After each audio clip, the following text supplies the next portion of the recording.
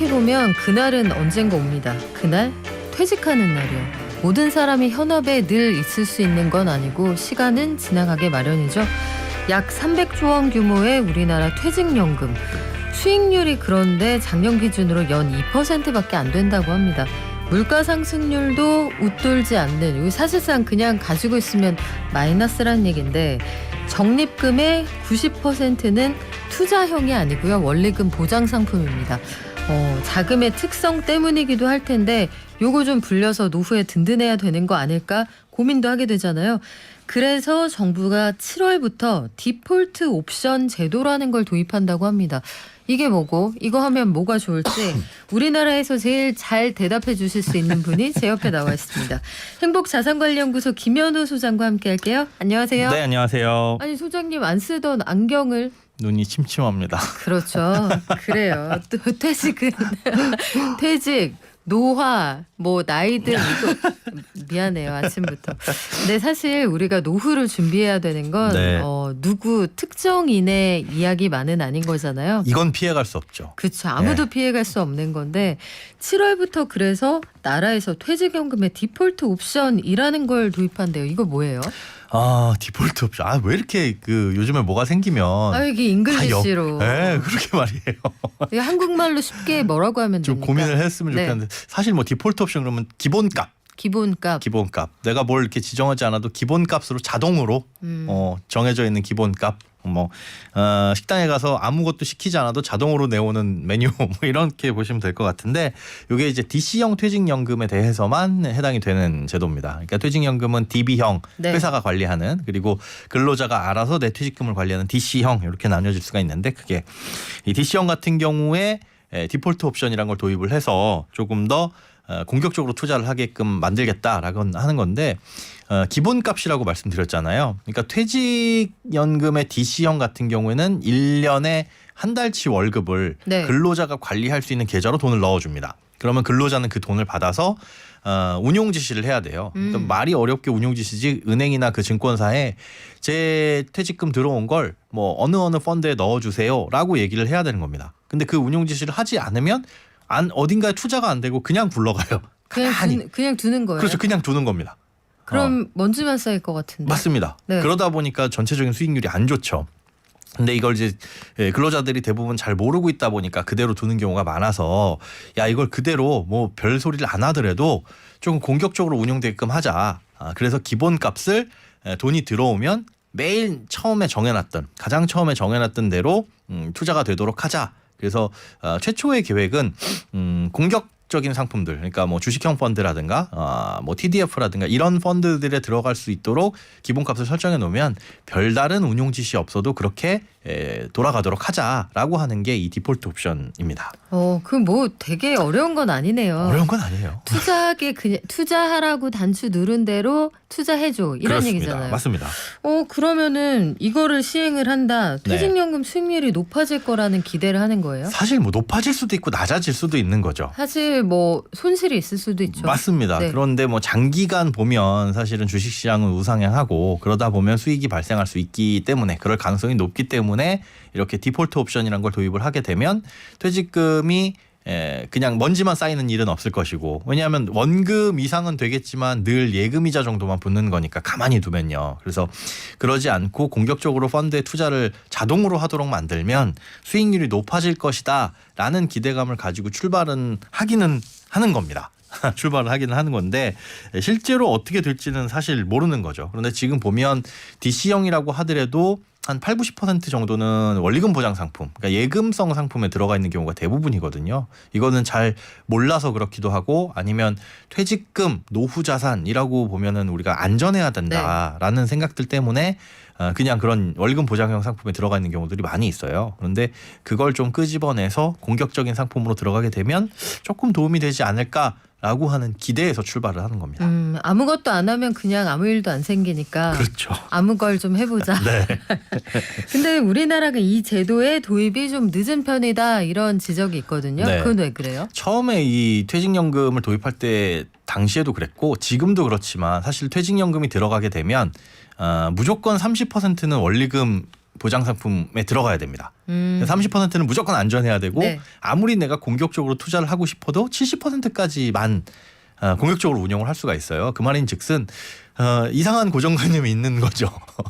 퇴직금은 안전해야 된다라는 것 때문에. 근데 그래야 될 것 같긴 해요. 그게 노후에 우리가 노후 빈곤을 방지하자고 만드는 맞습니다. 제도잖아요. 네, 그런데 네. 그렇게 보면 연금저축 같은 경우는 개인이 붙는 연금인데 그거는 100% 위험자산에 들어갈 수가 있거든요. 근데 또 퇴직연금 같은 경우는 30%는 취지는 알겠어요. 네. 그런데 재미난 건 그럼 30%를 안전자산에 두면 노후가 안전해지는 것이고 20%를 두면 더욱더 안전해지는 거 아닌가라고 뭐 불안해지는 거 아닌가 이렇게 생각할 수도 있는데 그러네요. 그런 기준은 어떻게 정하는 거예요? 그 근거도 모호합니다. 아하. 네, 그러다 보니까 이런저런 것들이 도입이 되는 데 있어서 굉장히 늦어졌는데 뭐 이 과정에서는 그 은행과 자산운용사, 증권사 요 사이에 약간의 이해관계도 얽혀 있는 부분도 있었고요. 좀 도입이 늦어지긴 했으나 그리고 원래 취지대로 디폴트 옵션이 100% 공격적으로 가자라는 것과는 조금 어긋나기는 했으나 일단은 이 원금 손실 우려에서 조금 더 벗어나가지고 도입이 되고 있기는 합니다. 좀 지켜보긴 해야 돼요. 그 투자 환경이 요즘처럼 안 좋으면 네. 안 하길 잘했어. 이렇게 생각하는 분들도 계실 거고. 맞습니다. 아, 우리나라는 요거 좀 작년 재작년에 장 좋을 때 했으면은 늘어났을 건데 이런 분들도 계실 거고. 그렇죠. 사실 도입이 논의가 된 네. 거는 좀 오래 되기는 했는데 뭐 이런저런 법을 개정해야 될 부분들도 있어서 지금 이렇게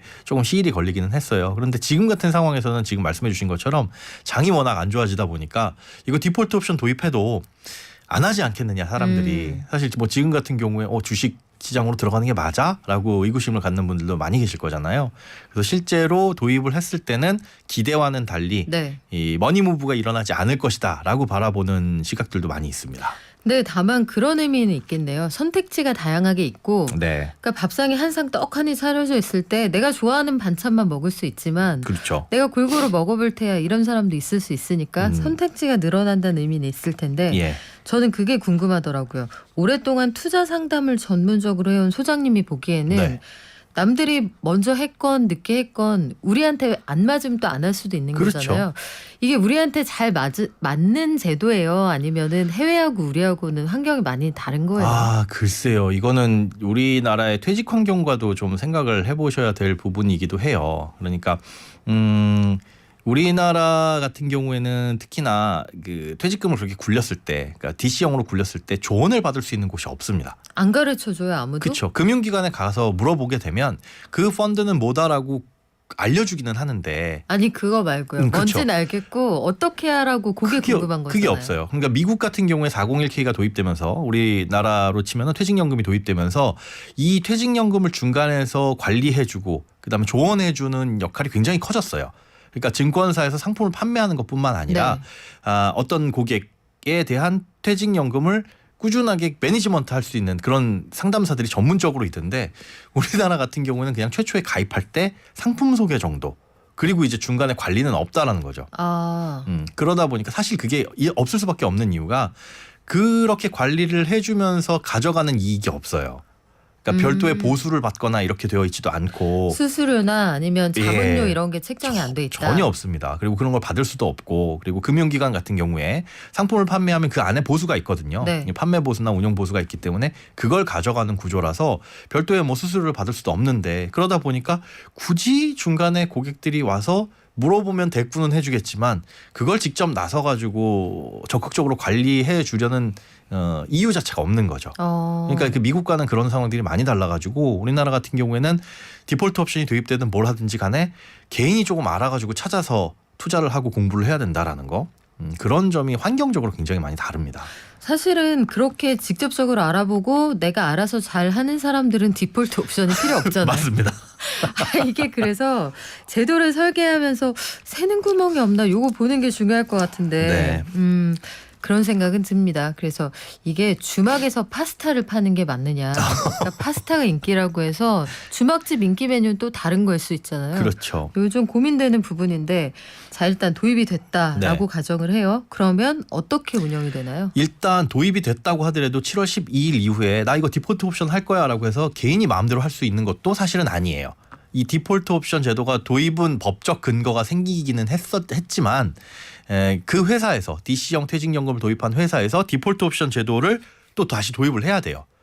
그러지 않으면 개인이 선택을 할 수가 없습니다. 그러니까 예를 들어 나는 우리 회사는 A 증권사의 퇴직연금을 계약을 맺고 거래를 하고 있는데 그 안에서 디폴트 옵션을 선택할 수 있도록 또다시 뭔가 계약을 체결하지 않으면 사실은 뭘 할 수가 없는 거죠. 그래서 요거는 이제 각 기업에서 회사에서 좀 신경을 써주셔야 되는데 특히나 DC형 퇴직연금을 도입한 사업장들은 소규모인 경우들이 굉장히 많아요. 그래서 그 회사에서 먼저 요 디폴트 옵션을 도입을 해 주셔야 되고 만약에 우리 회사에서 그런 게 안 되고 있다라고 한다면은 근로자분들은 회사에다가 건의를 해서 디폴트 옵션을 도입되도록 요거는 이제 금융기관하고만 계약을 맺으면 되는 거니까 그렇게 한 다음에 도입이 됐다 그러면 그 안에서 원리금 보장 상품 아니면 뭐 혼합형 펀드 혹은 TDF 이런 것 중에 한 가지 이상을 선택을 해서 가만히 두면 매년 퇴직금이 일정 부분 들어올 때마다 알아서 처음에 지정해 놓은 그곳으로 흘러 들어가게끔 되어 있습니다. 그러면 우리가 디폴트 옵션이라는 제도가 이제 시행이 됐다. 예. 선택할 수 있는 상품은 어떤 것들이 있어요? TDF라는 펀드가 일단 있고요. 그다음에 혼합형 펀드 그리고 원리금 보장 상품 크게는 요 세 가지로 나눌 수가 있는데 TDF는 타겟 데이트 펀드라고 해가지고 금융사가 정해놓은 여러 가지 일정에 맞춰가지고 주식 비중을 줄여나가는 겁니다. 예를 들어 TDF 뭐 2050 이렇게 되어 있으면 2050년에는 주식 비중을 제로로 만드는 거예요. 지금은 주식 비중을 어느 정도 갖고 있다가 점점 줄여나가서 2050 그러니까 내가 퇴직이라고 설정한 그 시점이 되면 안전해야 되니까 주식 비중을 제로로 맞춰나가겠습니다라고 하는 게 이 TDF라는 타겟 데이트 펀드고 그다음에 혼합형 펀드 같은 경우는 뭐 주식과 채권이 혼합이 되어 있는데 그렇게 될 경우에는 아까 말씀드린 대로 채권이 섞여 있으니까 그 안에서 이미 어느 정도 의 안정성은 확보가 된 거죠. 그 다음에 이제 약간 논란이 되고 있었던 게 원리금 보장 상품이에요. 그러니까 이 디폴트 옵션을 도입하는 이유 자체가 조금 공격적으로 투자가 되게끔 만들자라는 게 도입의 취지였는데 원리금 보장 상품도 디폴트 옵션에 포함을 시키자라고 한 게 사실 은행이었죠. 은행권. 왜 그랬는지 알 것 같아요. 그렇죠. 이게 굉장히 큰 시장입니다. 네. 예, 이 퇴직연금 시장이라는 게 굉장히 큰 시장이고 한 번 잡아놓으면 이탈하지 않는.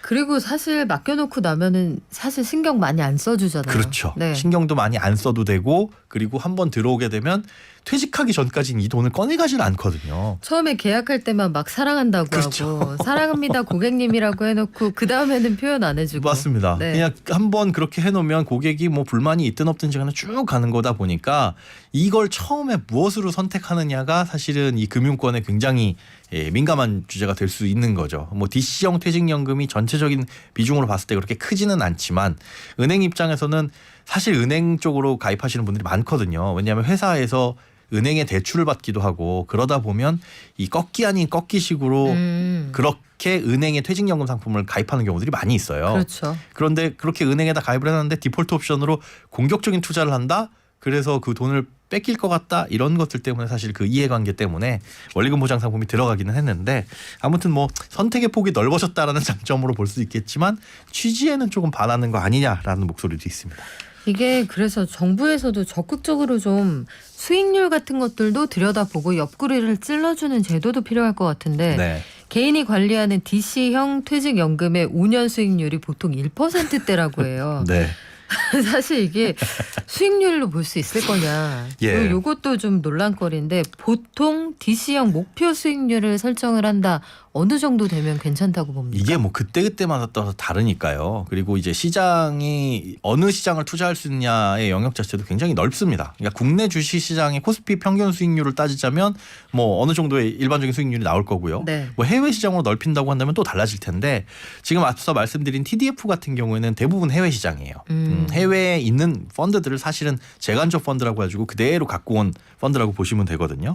그러니까 목표 수익률을 얼마로 잡는지 그리고 그 목표 수익률대로 가는지는 사실 의미는 없잖아요. 그런데 우리가 주목을 해야 될 건 최근 5년 동안의 수익률이 1%다라는 부분인데 작년 재작년에 주식시장이 그렇게 좋았음에도 불구하고 1%라는 건 누가 잘못한 게 아니라 그냥 둔 돈이기 때문에 그렇습니다. 그러니까 잘못조차도 하지 않은 거죠. 그렇죠. 아무것도 안 하지. 했지.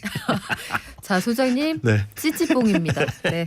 아무것도 하지 않았기 때문에 1%라는 거거든요. 그쵸. 그래서 이런 부분에 있어서 조금 더 변화를 줄 수 있지 않을까라고 생각해서 도입되는 게 디폴트 옵션인데 이제부터 내가 가입된 퇴직연금이 DC형이라고 한다면은 최소한 뭐 디폴트 옵션을 도입하든 안 하든 이거는 좀 신경을 쓰고 관심을 갖고 펀드를 좀 적극적으로 운용을 하실 필요가 개인들한테 있는 겁니다. 이건 누구도 사실 지금 환경에서는 신경 써주지 않다 보니까 어쩔 수가 없는 부분인 거죠. 아, 좀 외롭네요. 이거 어디서 물어볼 수 있는지 이런 어드바이스하는 기관 혹은 제도 이런 게 좀 있어주면 네. 노후에 좀 든든하게 국민들이 생활을 한다. 결국은 이게 사회적 비용을 줄이는 거 아닙니까? 그래서 기금형 퇴직연금이라는 걸 도입하는 것도 논의가 되고 있죠. 네. 기금형 퇴직연금은 뭐냐면 이렇게 DC형 가입자들을 모아가지고 마치 국민연금, 공무원연금처럼 한 개의 바구니에 넣어놓고 누군가 적극적으로 좀 운영을 하자 내 돈처럼. 그 누구를 누구로 할까요? 그래서 그걸 사업자를 정해야 되는데 여기에는 또 이제 이해관계가 얽힐 거고요. 이게 복잡하네요. 사실 쉽지는 않은 부분이고 이게 자금이 굉장히 크다 보니까 단 0.01%의 보수만 가져가는 사업이라고 하더라도 이 굉장히 크게 느껴질 수가 있거든요. 그러다 보니까 이 도입이나 어떤 제도의 변경에서도 굉장히 신중할 수밖에 없는 것들이고요. 그래요. 그러면서 점점 퇴직금이 좀 잠자고 있다 이렇게 볼 수가 있겠죠. 우리 DB형도 잠깐 볼까요? 예. 확정급여형이라는 게 있잖아요. 네, 그렇습니다. DB형도 4월부터 적립금 운용위원회를 통해서 수익률 높이겠다라고 했는데 네. 이건 어떻게 한다는 얘기예요? 이거 같은 경우 사실 DB형은 쉽게 얘기해서 그겁니다. 회사가 관리하는 퇴직금이에요. 즉 근로자들이 지금 전부 다 퇴직을 해야 됐을 때 줘야 될 돈이 100억이라면 그 돈을 외부 금융기관에 적립을 해놔야 됩니다. 적립을 해놓고 그걸 운용을 하고 만약에 100억이 필요한데 수익을 잘 내서 110억이 됐다. 그럼 퇴직금을 더 주는 게 아니라 회사는 나중에 추가적으로 적립해야 될 그 10억의 부담을 좀 더 넣는 거죠. 네. 그렇게 되는 거고 그런데 문제는 그렇게 적립을 해야 될 돈이 예를 들어 100억이라면 100억을 다 적립을 해놔야 되겠지만 돈이 부족할 수가 있잖아요. 그래서 일정 수준 밑으로 떨어지게 되면 그걸 관리하고 감독을 하고 이거에 대해서 예를 들어서 왈가왈부할 수 있는 그 운영위원회를 좀 두자라는 건데 신경을 쓰는 주체가 하나 더 생기기는 하지만 그거 자체로 수익률이 높아질 수는 없고요. 그리고 DB형 퇴직연금 같은 경우는 수익률이 높아져 봐야 근로자들한테 직접적인 이득이 될 건 없습니다. 전혀. 그러니까 회사한테는 이득이겠죠. 그러면 야 회사가 잘 운용을 하면 회사의 어떤 경비가 조금 줄어드는 거니까 수익을 잘 내서 퇴직금 주는 월급 주는 게 조금 그만큼 줄어드는 거나 마찬가지잖아요. 네. DB형 퇴직연금의 수익률이 늘어나면 회사가 좋은 거 아니야라고 생각을 할 수는 있는데 아무도 그렇게 하지 않을 거예요. 이거는 왜 이렇게 장담을 하냐면 DB형 퇴직연금에 들어가 있는 퇴직금은 회사 돈이죠. 그 회사 돈을 잘 운용을 해서 수익을 내봐야 좋은 사람이 없습니다. 왜요? 법인의 대표가 좋을까요? 딱히? 사실 법인 자금이기 때문에 네. 법인 대표 오너는 좋을 수 있어요. 네. 수익 잘 났네. 하지만 그에 대한 책임. 음. 만약에 이게 마이너스가 났다라고 한다면 책임을 지기가 애매해요. 잘했을 때 칭찬받을 그렇죠. 가능성보다 잘 안 됐을 때 책임을 져야 할 가능성이 크다. 맞습니다. 그래서 그걸 담당하는 이 직원도 굳이 이걸 열심히 공부해서 불려가지고 수익을 잘 내야 칭찬은 받겠지만 혹시나 마이너스가 나면 그거야말로 회사에 큰 손실을 입힌 거니까 굳이 그럴 필요가 없거든요. 그래요. 그러니까 DB형 같은 경우에는 그냥 기존에 하던 것처럼 원리금 보장 상품에 들어갈 수밖에 없는 게 현재 구조입니다. 그래요. 퇴직금. 이거 어떻게 정리를 해서 좀 굴리면 좋을까요? 그냥 두기엔 좀 아깝고 그렇죠. 어떻게 하면 좋을지는 우리 다음 시간에 알려드릴까요? 네, 알겠습니다. 그래요. 어떻게 하면 좋을지 알려줄 행복자산관리연구소의 김현우 소장과 함께했습니다. 고맙습니다. 네, 고맙습니다.